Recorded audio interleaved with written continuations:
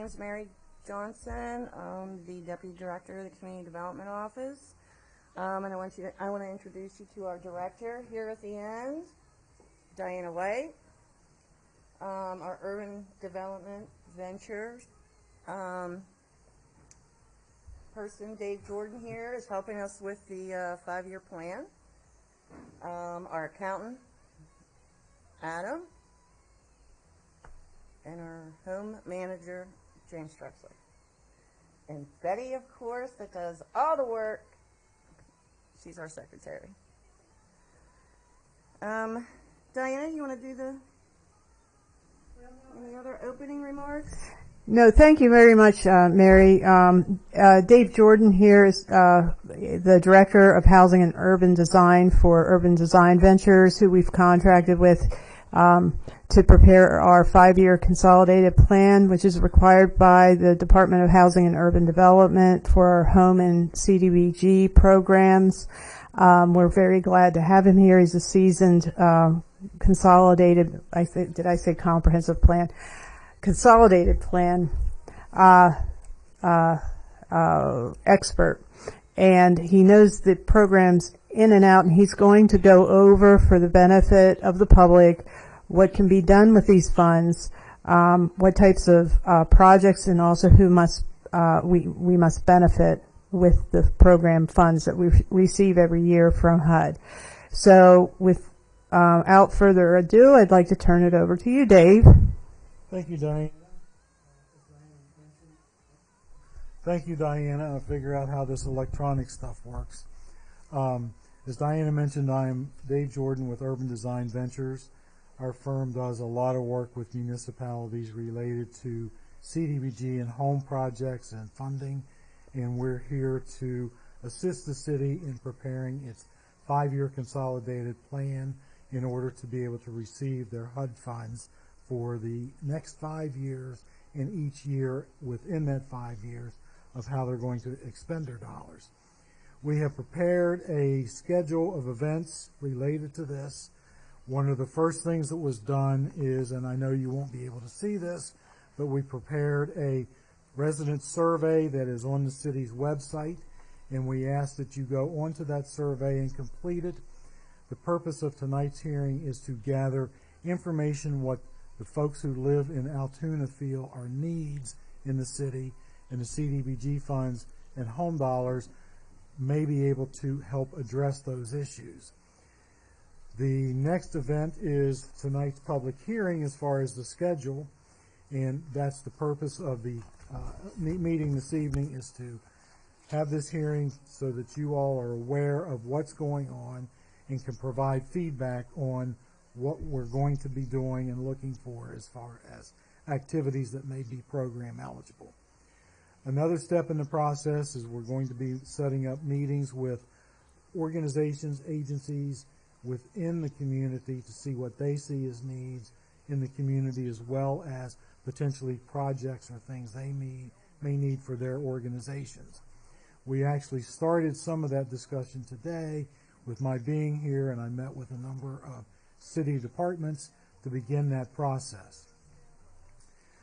The city will be on or about September 23rd advertising the notice of funding availability for nonprofits, and this will be a process where nonprofits can apply for potentially funds to do projects that they use to benefit low and moderate income persons in the city.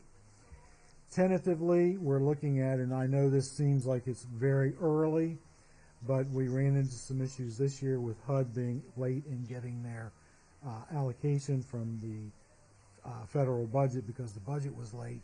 We want to get an early start on gathering the information to get our documents completed, and if all goes well, HUD will be announcing around about the beginning of March what the city's home allocation and CDBG allocation will be for next year. Currently, we're looking at, as an anticipation of next year's funding, of again about $1.5 million in CDBG funds and approximately $300,000 in home funds. We will then, once the our applications have been completed, returned, and reviewed, then we will start looking at putting together the documents, which will be prepared and go on public display early April. The requirements are that when a consolidated plan is completed, it must be placed on public display for a minimum of 30 days. Then on April 21st, we are looking at conducting a second public hearing, which will be to receive comments on the documents that have been prepared and been available for public review, in order to then, when the document comes off display early May, it can go before council for council authorization to submit the documents, and then submit to HUD no later than Tuesday, May 15th of 2025. HUD then has 25 or 45 days to review and approve or ask for more information in regard to approving the application and then making it available for the community to start doing its projects at the beginning of July, which is the start of the program year. If you want to pull up the first, in order for a municipality to fund an activity or do an activity, it must meet one of 7 national objectives. Those national objectives are typically referred to as low mod income area benefit, low mod limited clientele, low mod housing, low mod jobs, and then looking at area blight, spot blight, and urgent need. With the consolidated plan, there are, as I've mentioned, 3 documents that go with this. The first is the consolidated plan, which is prepared and provides a roadmap for the municipality of how it will expend its CDBG and home dollars over the next 5 years. Within that, there will be an annual action plan prepared each year during that 5-year period. And within that 5-year period, those annual action plans detail specifically how CDBG funds and home funds will be expended. And then the last document that is prepared is the analysis of impediments to fair housing choice, which we will be reviewing a number of documents the city uses to make sure that there are no issues related to ensuring that fair housing is upheld in the city and everyone has the opportunity to live where they want, when they want, and make sure there's nothing discriminatory in anything like the zoning ordinance or any of the codes and other ordinances the city uses. As far as the national objectives are concerned, when we're looking at area benefit, we're talking about if the city is going to do a street, we need to be ensured that at least 51% of the folks that reside on that street are income eligible for the CDBG program. 70% at a minimum of the home or CDBG funds have to be expended to low and moderate income benefit. Looking at low and moderate income limited clientele, that is typically a public service activity that would be where a nonprofit organization maybe is providing services to low-income persons, or it could be a presumed benefit, meaning looking at a curb cut that you and I as an able-bodied person may not need a curb cut to use a sidewalk, but someone who is considered elderly and or handicapped is considered presumed benefit, and we can do the curb cut on the sidewalk to allow them to have the same access that you and I would have as a able-bodied person. The next low and moderate income benefit is related to housing. That is considered a direct benefit, which would be one of the housing rehab programs that the city operates. That is where the individual household would need to be at or below the income level for their household in order to be eligible for the funds to be able to be provided to them to do rehab activity. HUD every year publishes income guidelines that are based on household size, and that's what the city uses to determine how much a household can earn and be qualified as low and moderate income to be able to participate in the program. I don't know if does the city do any economic development with creation of jobs? We haven't for several years. Okay. Another low and moderate income activity is job creation, which a lot of municipalities do not necessarily involve themselves in.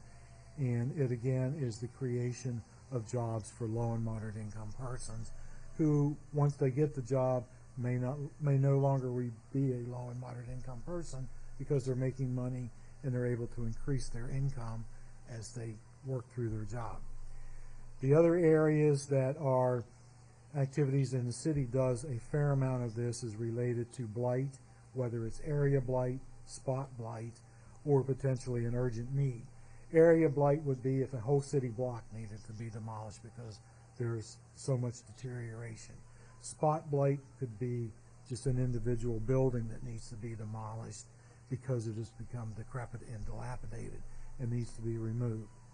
And then the urgent need is acquisition, construction, or reconstruction of a public facility or improvement that is designated to alleviate a serious or imminent threat to public health and safety. So looking at activities that are eligible, we have up on the screen, and there are a lot of activities that could potentially be eligible for the use of CDBG funds.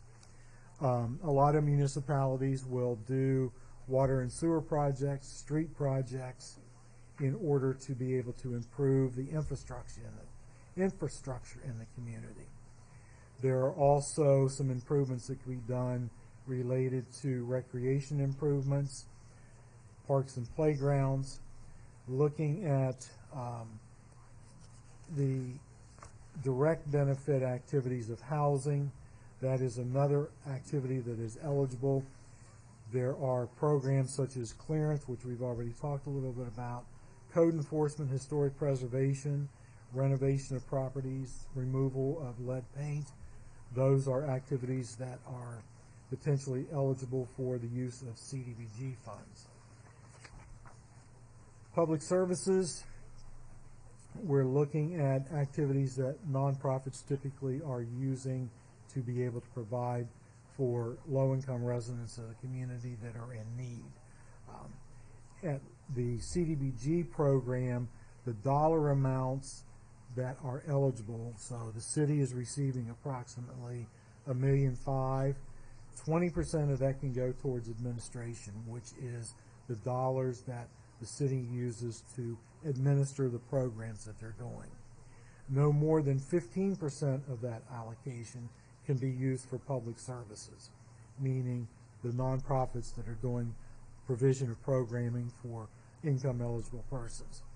Up to 30% of the allocation can be used for the slum and blight removal. As far as ineligible activities, typically it is going to be you can't use CDBG monies for government buildings, government expenses, political activities, purchase of equipment with the exception of a fire truck. You can't do new housing construction unless it is done by a special organization that is called a community-based development organization. And you can't do subsistence payments or income payments for food, clothing, housing, or utilities, although nonprofits can provide through the public service cap the ability to provide some of that assistance to income eligible persons. The home investment program is the other program that the city receives funds for.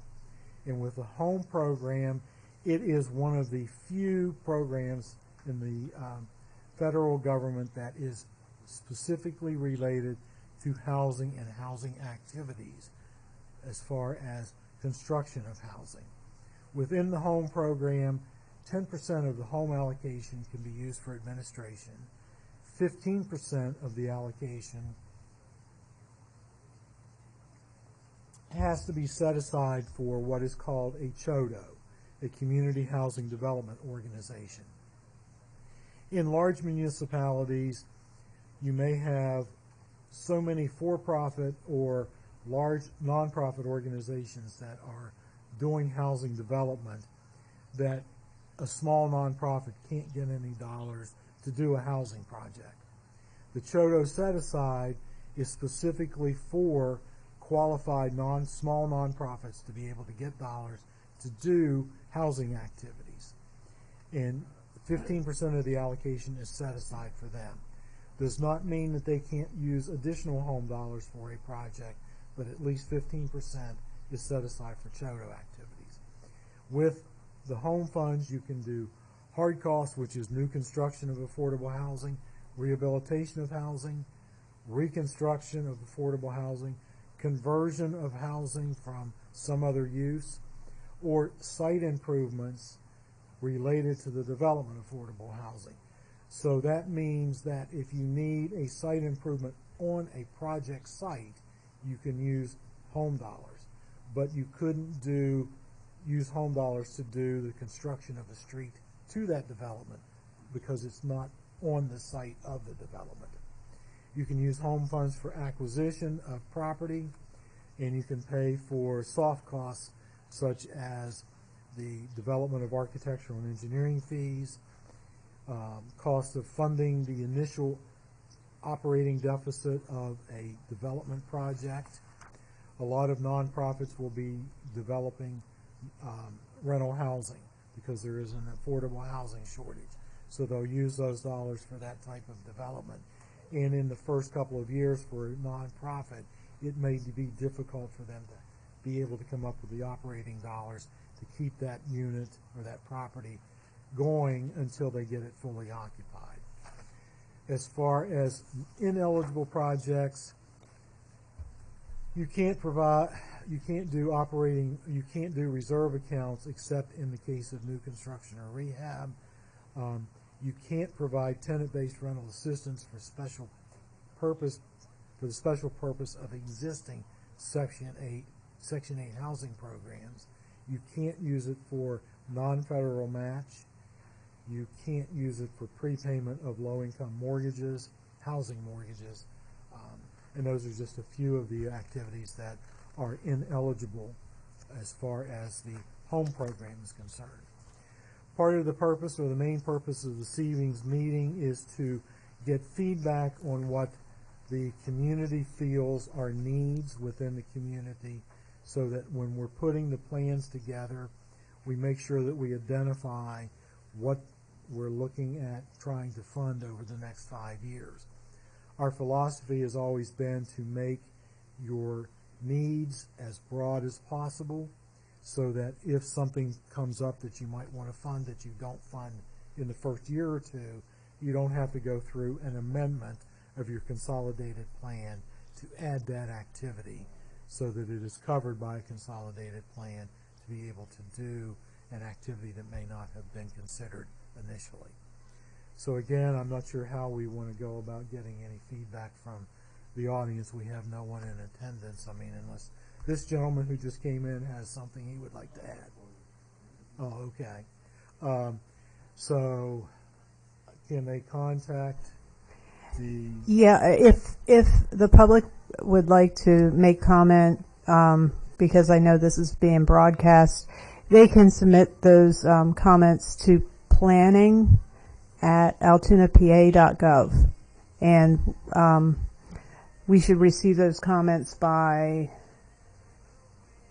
I believe the survey is going through the end of September. The survey is up until the end of September.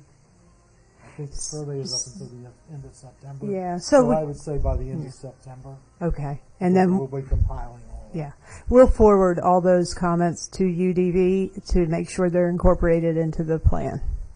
And I would like to say we do have the survey online. It's still open. We have received over 60 responses, which is great. And so if you haven't replied and you're interested in doing so, go ahead and do that.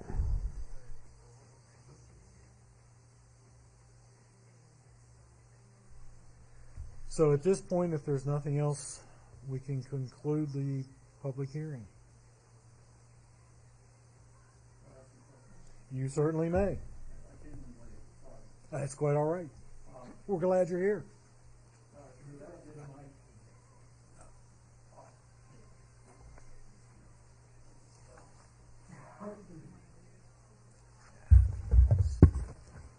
I'm Bill Kibler from the Altoona Mirror.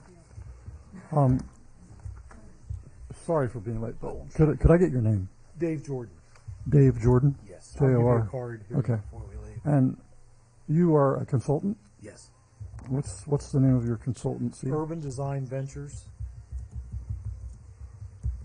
Hired by the city to Yes. We create a actually, comprehensive plan, 5-year comprehensive not plan? comprehensive plan, consolidated. I mean, a consolidate, sorry. We actually worked with the city when they did their last consolidated plan 5 years ago.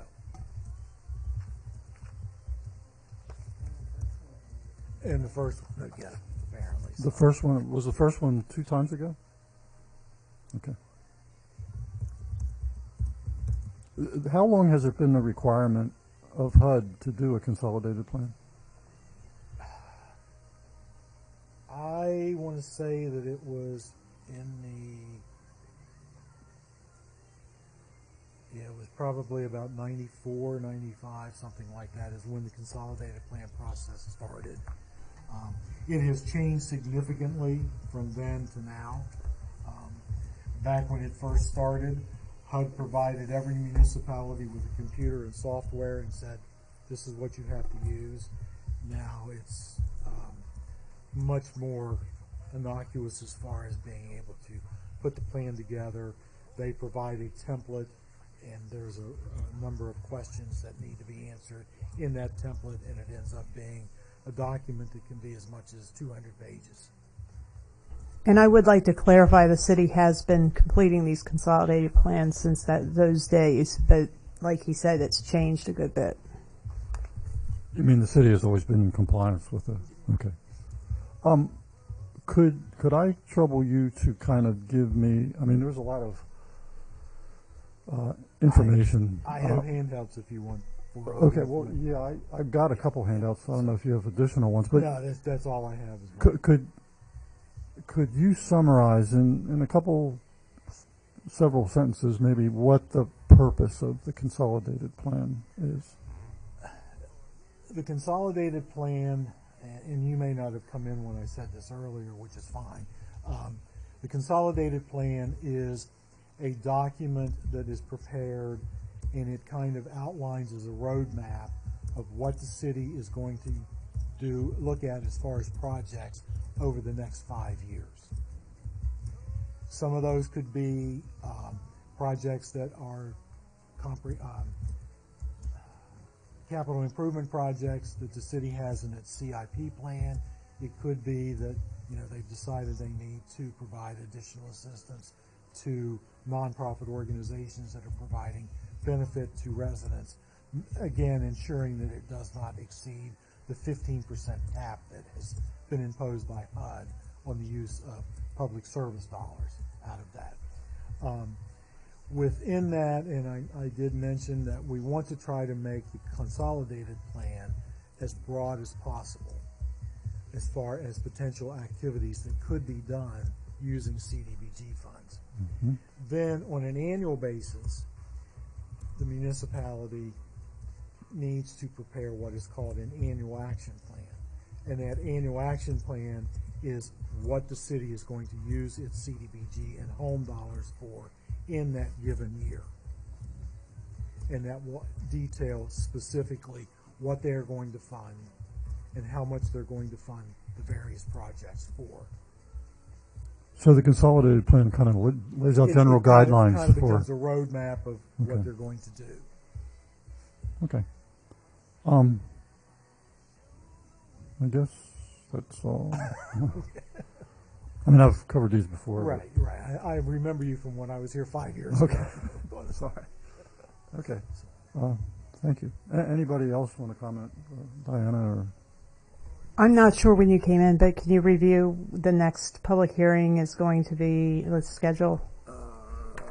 You would ask me after I just put it away.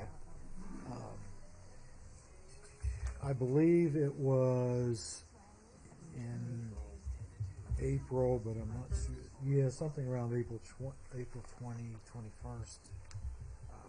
And the reason for that is to ensure that once we get any public comment, if there is any, and we need to make any modifications to the documents before they're submitted, we can do that, because the documents do need to be submitted to HUD by May 15th in order to ensure that they have their 45-day review period to approve the application, and then in turn allow the city to be able to start gearing up with issuing subrecipient agreements for any organizations they're going to be potentially funding. Also to start working on any environmental reviews that have to be done as part of the CDBG and home program. Well, is this 5-year plan coordinated with next year's annual plan? Yes. Okay. And basically, when you're looking at coordinated, you still have to do the 2 public hearings with each annual action plan. Mm-hmm. But then also you need to ensure that an activity you wish to fund has been discussed and is incorporated into the consolidated plan. And as I mentioned earlier as well, if something would come up that you want to do a project that was not in the consolidated plan, you would then need to do an amendment to the consolidated plan. So that's why we want to try to make the consolidated plan as broad as possible as far as potential activities, Mm-hmm. so to ensure that you don't have to go through that process. I mean, the consolidated plan lays out general guidelines, right? And you want the particular projects each year to fit within those guidelines. Yes. Is that kind of the So if you're talking about housing rehabilitation, you're going to, probably do some housing rehabilitation every year. If you're going to do a street, you may not have a street you're going to do this year, but you might do it next year, so you want to make sure that you said you were going to do streets potentially as an activity. Mm-hmm. Because if you're doing an amendment to the consolidated plan, if you're creating a new activity, which that would probably be the case, because you're going to do something that wasn't covered, it is a required public hearing and 30-day comment period.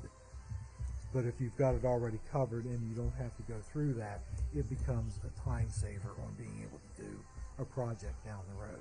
Mm-hmm.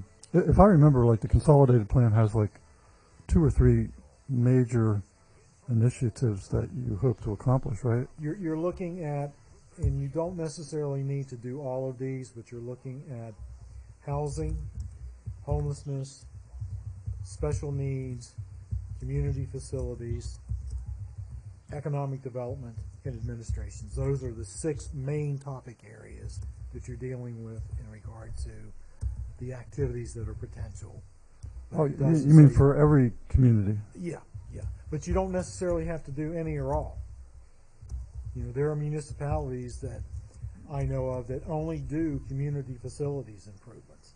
So in the consolidated plan, they will discuss all those areas. But when it comes to funding activities, they may decide that we're only going to do public facilities improvements. We're Well, only if going there's to do housing. if all those areas are kind of required, why have a consolidated plan at all? I don't get it, I guess. Because you need to address and make sure that there is an actual need for that.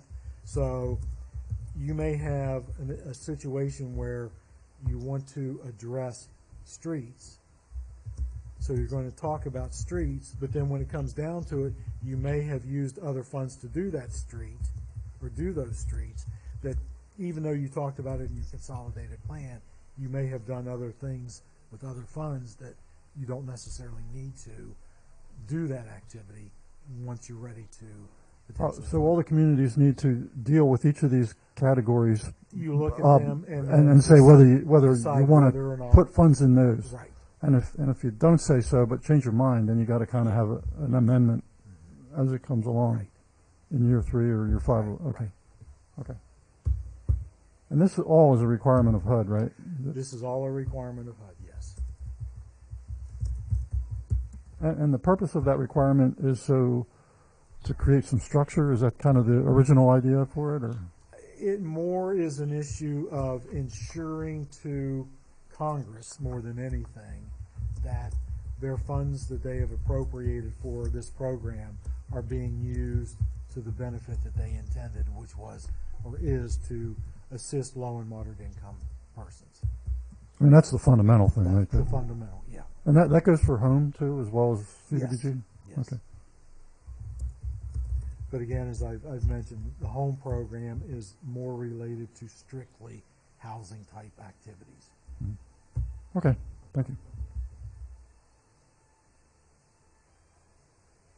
All right? Yeah, yeah. No, I got. Oh, I'm not worried about that.